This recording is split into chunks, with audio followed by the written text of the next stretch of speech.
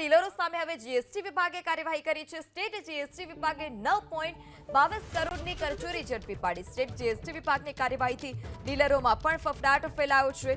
તો સમગ્ર રાજ્યમાં પાન મસાલાના ડીલરો સામે જીએસટી વિભાગે લાલાંક કરી હતી। અલગ અલગ યુનિટો છે તેમાં ચેકિંગ કરવામાં આવ્યું હતું। ચેકિંગની કાર્યવાહી હતી અને જ્યાં જીએસટી કરચોરીની ફરિયાદ મળતા જ સમગ્ર જગ્યા પર કાર્યવાહી કરાઈ હતી। ત્યારે સ્ટેટ જીએસટી વિભાગે 9.22 કરોડની કરચોરી ઝડપી પાડી છે।